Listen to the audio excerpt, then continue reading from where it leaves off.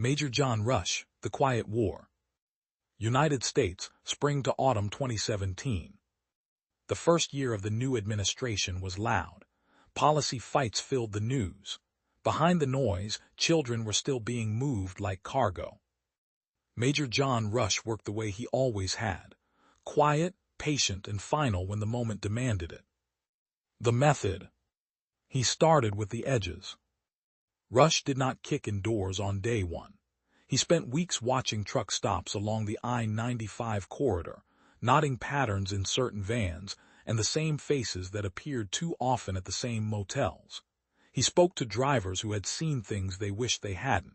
He followed money through shell nonprofits that claimed to help at-risk youth. He cross-checked names against old military intelligence contacts who still answered his calls. When he moved clean.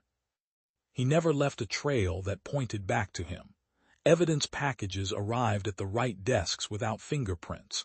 When a facilitator needed to be removed from the board permanently, it happened far from cameras and far from the official task force operations. The major preferred the dark between the streetlights. He left the survivors for the system when the system could still function.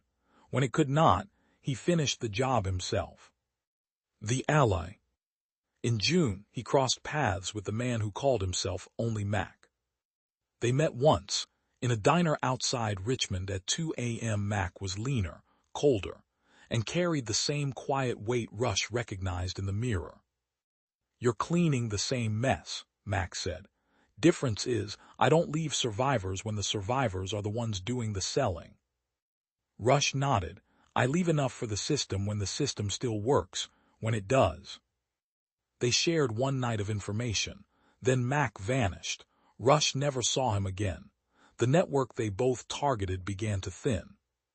The climb toward the center.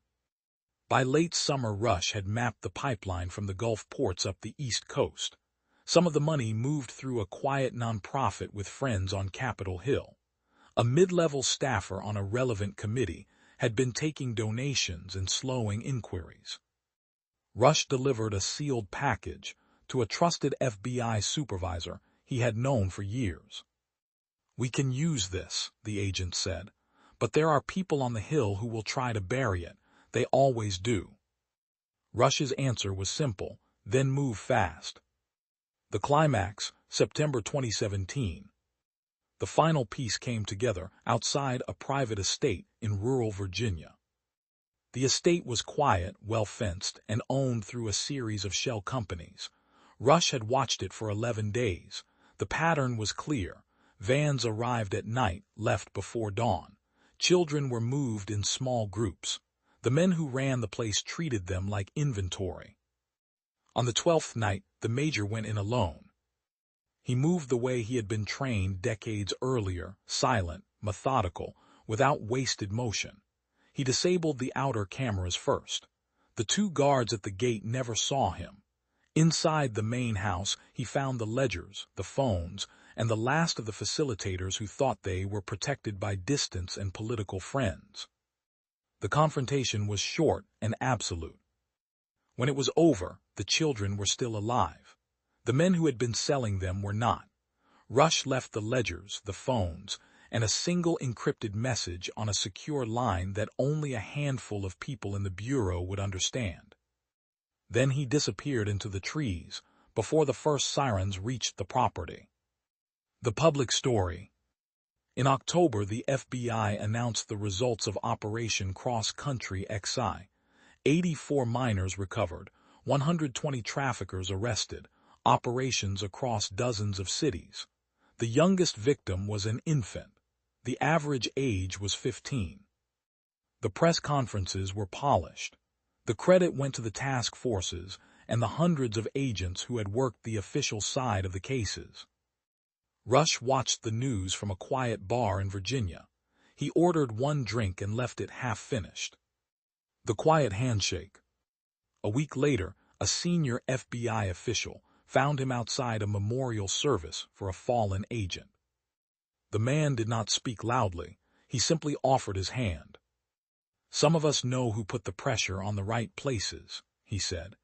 Some of us know who cleaned the parts we couldn't touch without a paper trail. The Hill still has people who would rather bury this than face it. You did what we couldn't always do out loud. Rush shook the hand once and walked away. Aftermath. The public story belonged to the Bureau. The private story stayed in the shadows. Several of the worst facilitators never appeared in the arrest totals. The corrupt staffer on the Hill resigned for personal reasons after an anonymous package reached the Right Ethics Committee. A few mid-level operators who had protected the pipeline simply stopped operating. Major John Rush returned to the quiet he preferred. He had no interest in medals or headlines. He had only one rule that had never changed. Children were off limits. Anyone who broke that rule answered for it. In the first years of the new administration, the loud debates continued. But in the quieter places, the truck stops, the motels, the back rooms where children had been moved like inventory, a different kind of message had been delivered. Some monsters still walked free. Fewer of them walked free after the major passed through. And a handful of people on Capitol Hill and inside the Bureau knew exactly who had done the work that could never be claimed in a press conference. They kept the knowledge to themselves. Some debts are paid in silence.